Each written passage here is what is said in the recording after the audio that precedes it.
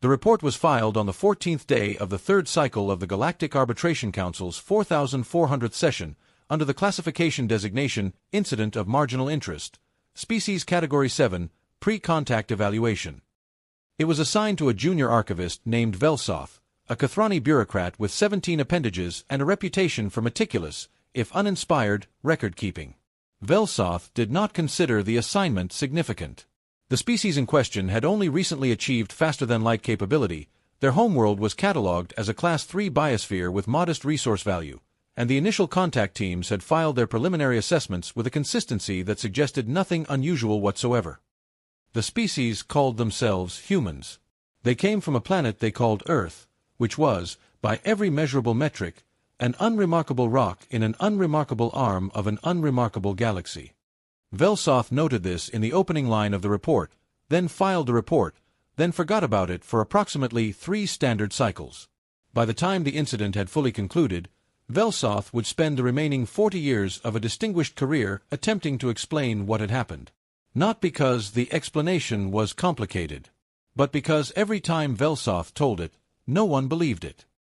This is that report, reconstructed from testimony, sensor data, and the personal logs of a woman named Dr. Priya Vasanthakumar, senior xenolinguist aboard the UES Meridian, the first human ship to make formal contact with the Galactic Arbitration Council's envoy fleet.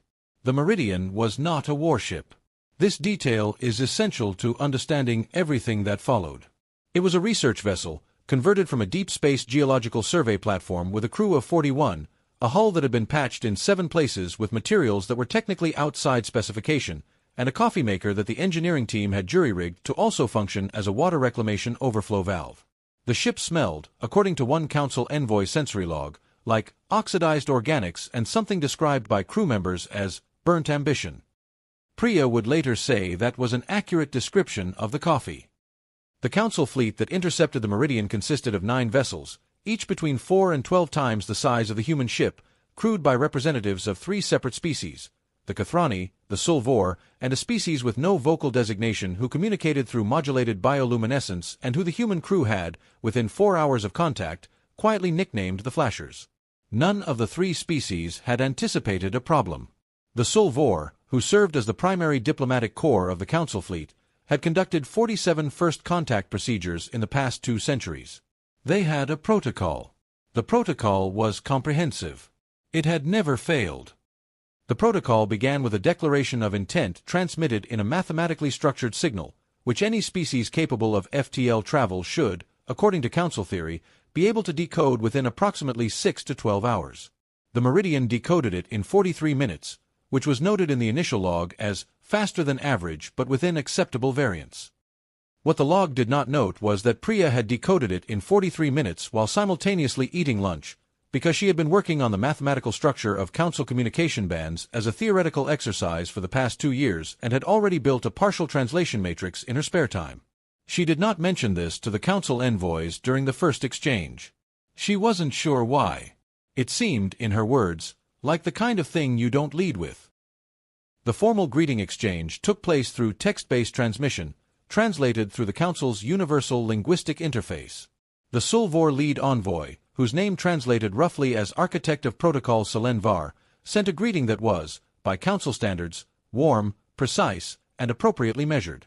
Priya sent back a response that Selenvar's communication team spent 11 minutes analyzing because they were not certain whether it was a formal diplomatic greeting or an expression of personal relief. It was both. Priya had written, in part, "We are genuinely delighted to meet you. We have been hoping someone was out here for a very long time." The word hoping caused the first significant pause. Selenvar's team flagged it as an expression of uncertainty, which they categorized as a possible indicator of psychological instability in the species. Hoping, in Sulvor epistemic framework, was a concept associated with cognitive insufficiency, the state of desiring an outcome while lacking the capacity to calculate its probability. The council species did not hope. They assessed. They projected. They concluded.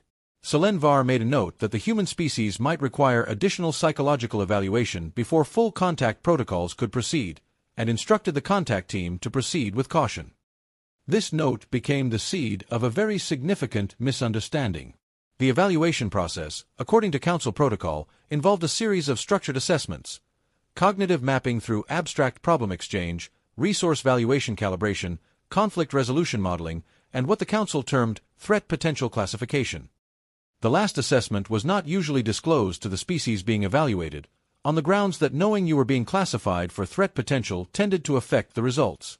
The Meridian crew was informed only that the Council wished to conduct a compatibility and capability exchange, a standard procedure for new member species.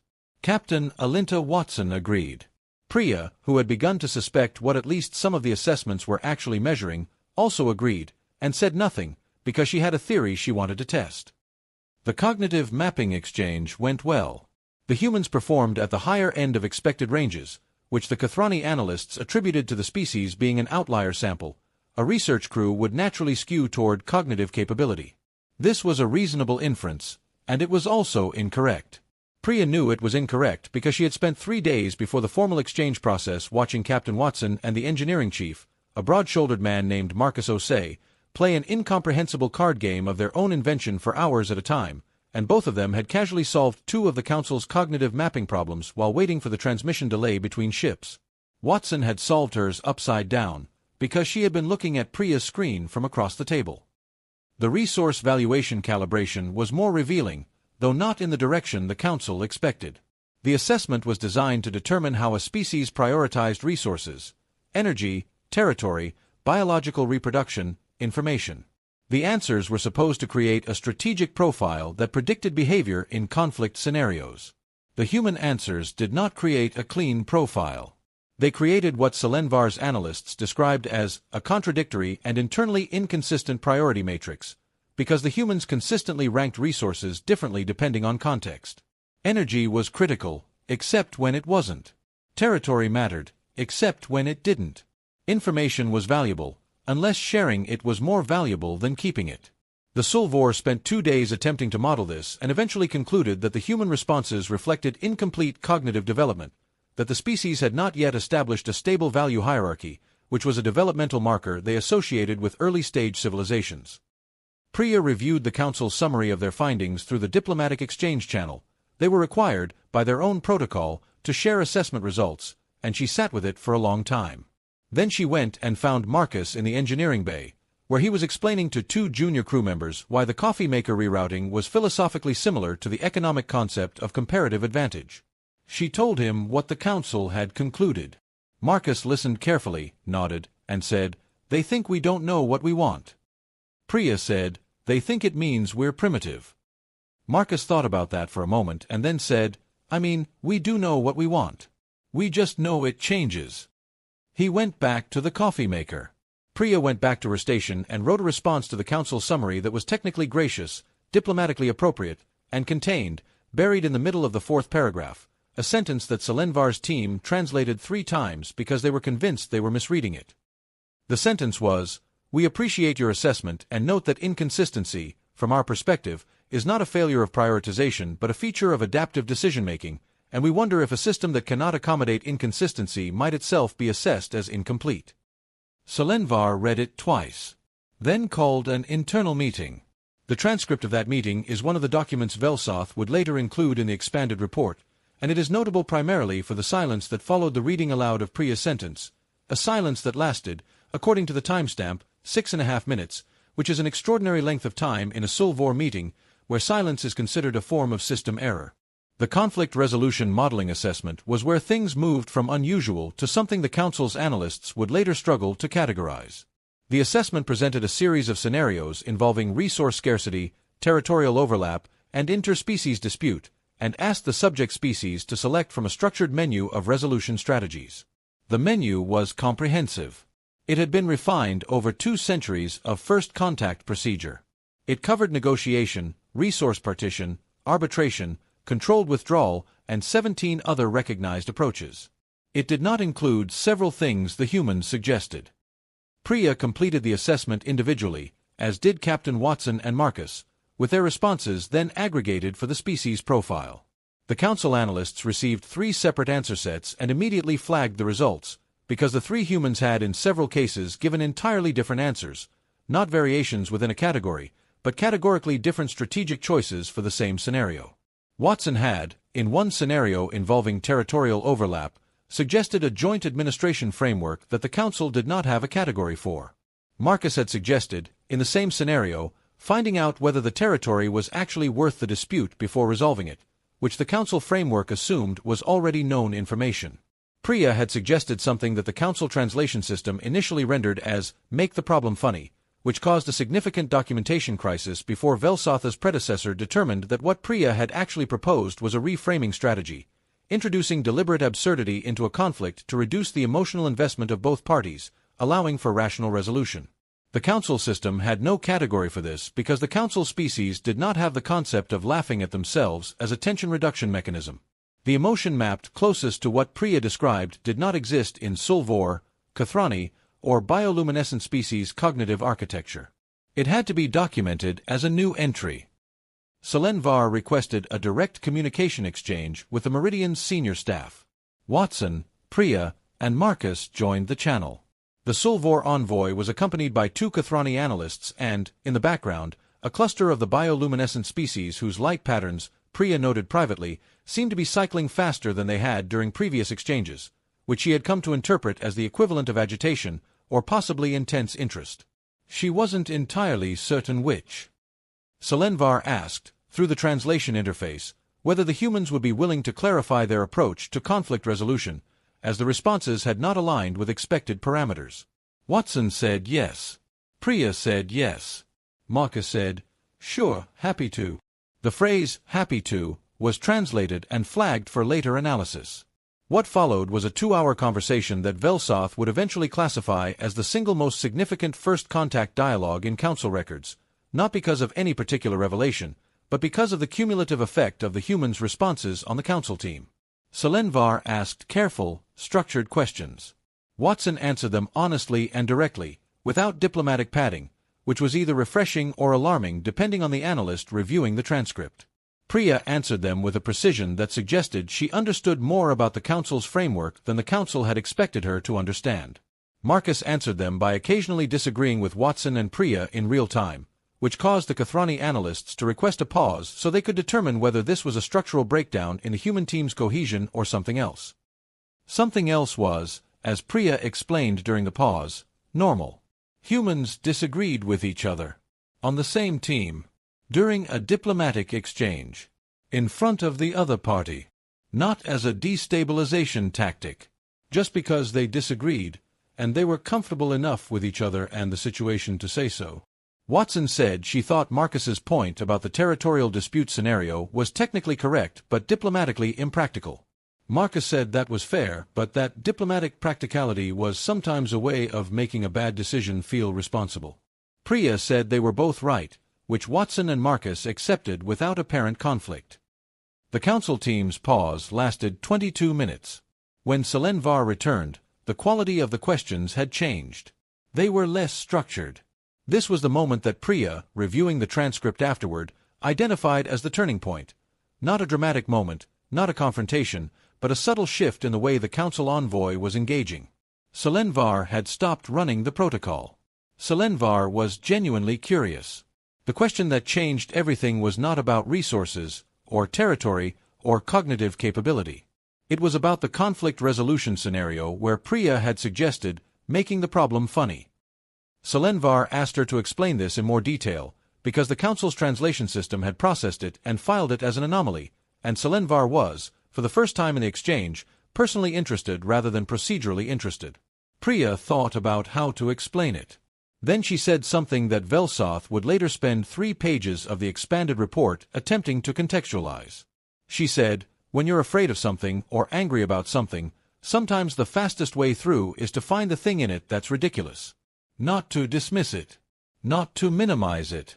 But because most situations, when you look at them from the right angle, contain something that is genuinely, objectively absurd. And when 2 parties who are in conflict can both see the absurdity at the same time, they're suddenly standing in the same place. And it's very hard to fight someone when you're both standing in the same place laughing at the same thing. There was a pause. Selenvar said, "You use shared perception of absurdity as a mechanism for creating common ground." Priya said, "We use it for a lot of things, actually. Getting through difficult situations." Surviving bad ones. Maintaining relationships under pressure. It's not strategy, exactly. It's more like, it's how we stay coherent when things don't make sense. Marcus said, it's also just funny sometimes. Watson told him this was not the moment. He said, I mean, it kind of is though. Watson considered this and then did not disagree. The bioluminescent species in the background of the Council channel began cycling through a pattern that none of their crewmates had ever recorded. It lasted approximately 40 seconds. No one in the room could interpret it. When Velsoth later asked the species diplomatic liaison what the pattern had indicated, the liaison provided a response that required 6 separate translation passes and ultimately resolved to something in the approximate neighborhood of the recognition of a previously unconsidered form of intelligence. The threat potential classification assessment was never formally completed. This was unprecedented in Council history. Selenvar made the decision quietly and did not immediately enter it into the official record, which itself required an internal review. The reasoning, when it was eventually filed, was clinical in language but remarkable in implication. The assessment framework, Selenvar wrote, was designed to classify species whose threat potential could be modeled within existing parameters. A species whose primary adaptive mechanism could not be categorized, a mechanism that was neither aggression nor submission nor calculation nor avoidance, but something that involved simultaneous self-awareness, acknowledgement of limitation, and continued function despite that limitation, could not be threat classified without first understanding what the mechanism actually was. And to understand it would require a form of engagement that the existing protocol did not have a structure for. Selenvar recommended direct integration talks. This recommendation was unusual enough that it was escalated to the Council's governing body, which reviewed the contact logs for 11 days before responding. The governing body's response was measured, formal, and contained, in its final paragraph, a sentence that Velsoth noted in the report as the first time in recorded Council history that a governing body communication had included a direct question about a contact species' internal culture rather than a procedural directive. The sentence was, "We wish to understand the mechanism by which this species maintains functional coherence in the absence of resolved conflict." The answer, which Watson delivered in the formal integration session 6 weeks later, was not what the Council expected.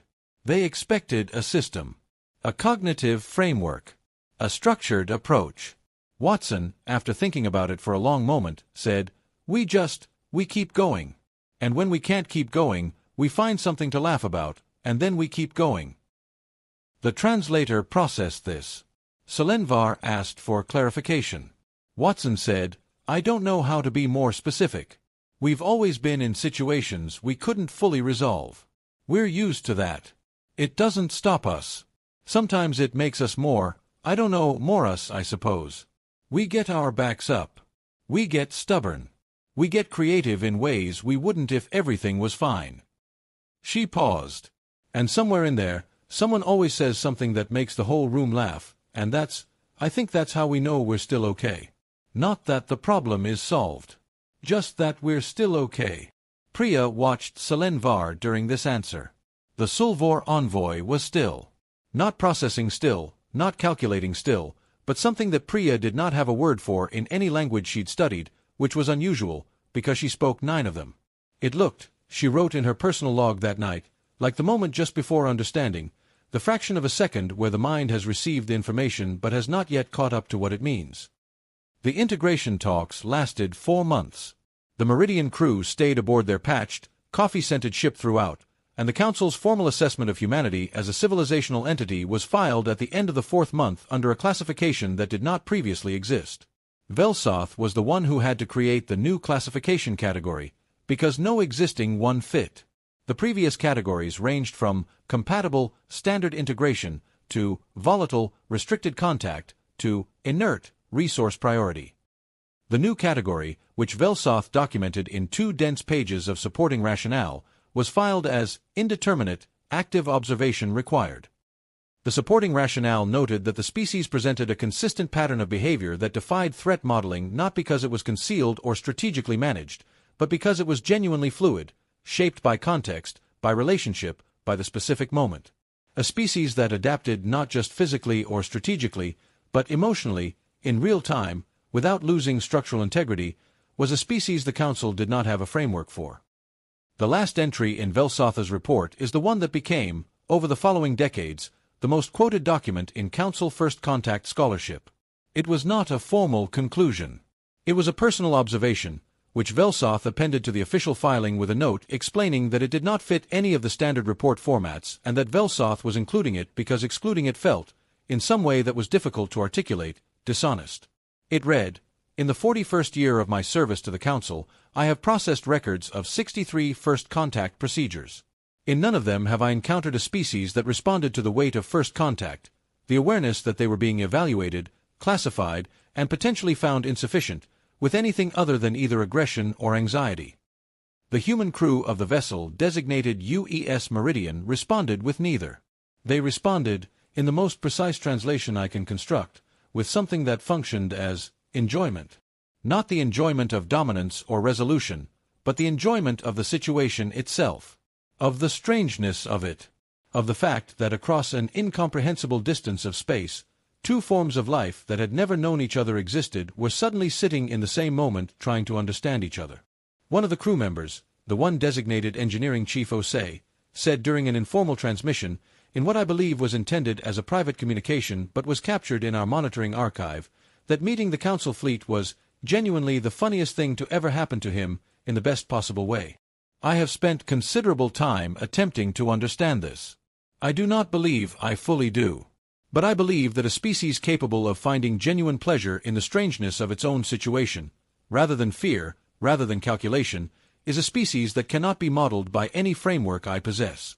And I find, in recording this, that I am not alarmed by that. I am, and I recognize this is an unusual word for a Council report, curious. The Meridian returned to Earth 11 months after it had left. Priya spent the journey home writing what became the foundational document of Human Council linguistic relations, a text that was later described by the Council's chief xenolinguist as the most sophisticated analysis of Sulvor grammatical structure produced by a non-Sulvor speaker in the history of a language, which Priya received with gratitude and then admitted she had written roughly a third of it while the coffee maker was broken and she had nothing else to do. Captain Watson spent the journey writing her formal report to the United Earth Diplomatic Commission, a document which opened with the sentence, "We have made contact with a galactic civilization that is older, larger, and in many measurable ways more advanced than our own, and I believe they are not entirely sure what to do with us, and I believe this is the best possible outcome."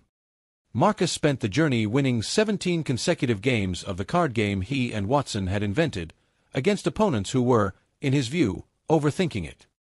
The formal invitation for Earth to begin the Council integration process arrived 8 months after the Meridian's return. It was transmitted through the mathematical channel that Priya had decoded in 43 minutes, 3 years earlier, while eating lunch. The message was long, formal, and structured according to Council protocol. But in the final paragraph, departing from every recorded precedent in Council diplomatic correspondence, there was a sentence that the Earth Diplomatic Commission's translation team confirmed, after 4 independent passes, was accurate. The sentence was addressed, specifically, to the crew of the UES Meridian. It said, in the closest approximation the translation could render, "We find we are looking forward to further exchanges with your delegation, and we acknowledge this feeling is not one we expected to have, and we have chosen to include this acknowledgement because we understand, from our interaction with your crew, that unexpected feelings are considered by your species to be worth noting." Priya read it at her desk in the Commission's offices in Geneva, where she had a window that faced the mountains and a new coffee maker that worked entirely as intended and that she found slightly disappointing for it. She read the sentence 3 times. Then she looked out the window for a while. Then she wrote back, formally, on behalf of the delegation, a response that was appropriately diplomatic and correctly structured and exactly the right length. And at the very end, in the final line, she added one sentence that was not in the draft the Commission had approved, and that she chose not to flag for review, because she was quite confident they would tell her to remove it. It said, "We were looking forward to it too, and we were honestly pretty surprised by that ourselves." The response from Selenvar arrived 6 days later, accounting for transmission delay. It contained no words. It was simply the first documented case in Council history of a Sulvor diplomatic envoy transmitting, through an official channel, a structured signal with no informational content except the acknowledgement of receipt, which, when run through the human team's developing translation matrix, resolved to the closest equivalent the Sulvor language contained to the human expression of laughing quietly to yourself, alone, in a room, because something was, against all reasonable expectation, exactly right. Velsoth filed the final addendum to the incident report 6 years later, after Earth's formal integration was complete and the first wave of Council Human Exchange scholars had begun their residencies on respective homeworlds. The addendum was brief. It said only that the original classification of indeterminate, active observation required was being maintained, not because the species remained poorly understood, but because it had become clear that the species itself did not consider the question of what humans were to be a closed matter, and that any classification implying otherwise would be, in the precise technical sense, incorrect.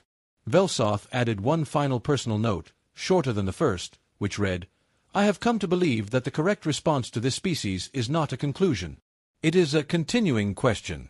I believe they would find this appropriate. I believe they might even find it funny." The report was filed. The archive received it. Somewhere, at a desk facing mountains that were considerably older than the species that now looked at them, Priya Vasanthakumar made a cup of coffee with a machine that worked exactly as intended, and found, in that small reliable thing, something worth smiling about, which was, in the end, the only explanation anyone would ever fully need.